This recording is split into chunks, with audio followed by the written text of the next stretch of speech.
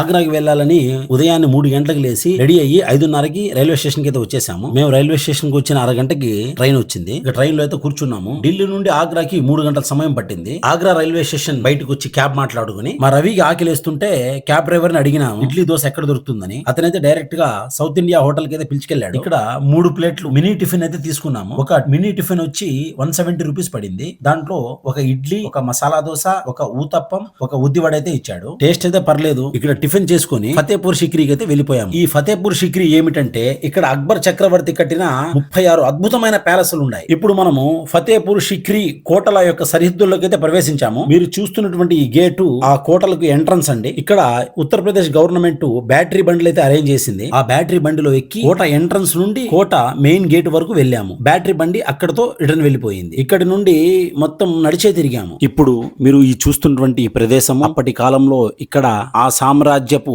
నాణ్యాలు తయారయ్యేవి. ఇది అప్పటి కోర్ట్ అండి. ఇది జోధాబాయ్ ప్యాలెస్. ఇది అప్పటి కిచెన్. ఈ ప్రదేశంలో దాయాలు ఆడేవారట. ఇది కోనేరి. ఇది నీళ్ల కుంత. ఇప్పుడు మీరు చూస్తున్నది మన ఆసియా ఖండంలోనే అతి పెద్ద తలుపు. ఈ తలుపు పేరు బులంద్ దర్వాజా అండి. ఇప్పుడు మీరు చూస్తున్నది శ్రీకృష్ణుడి గుడి అండి. ఈ గుడి అక్బర్ చక్రవర్తి సతీమణి జోధాబాయ్ కోసం నిర్మించడం జరిగింది. ఇక్కడ అప్పట్లో శ్రీకృష్ణుడి బంగారపు విగ్రహాలు ఉండేటివి. బ్రిటిష్ వారు దీన్ని కూడా తీసుకెళ్లిపోయారు. నాకు ఆశ్చర్యం ఏమిటంటే ఈ శ్రీకృష్ణుడి గుడిలో కొన్ని వెంకటేశ్వర స్వామి వారి ముఖాలు కనబడుతున్నాయండి. ఒక్కసారి ఈ ఆర్చ్ ను చూడండి. ఆ ఆర్చ్ శ్రీ వెంకటేశ్వర స్వామి వారి ఆర్చ్ లాగే ఉందేమో ఒకసారి మీరే చూసి కామెంట్ చేయండి. నెక్స్ట్ వీడియోలో తాజ్ మహల్ కి అయితే వెళ్ళిపోతామండి. మన పేజ్ ని ఫాలో మరియు సబ్స్క్రైబ్ చేసుకోండి. జై హింద్.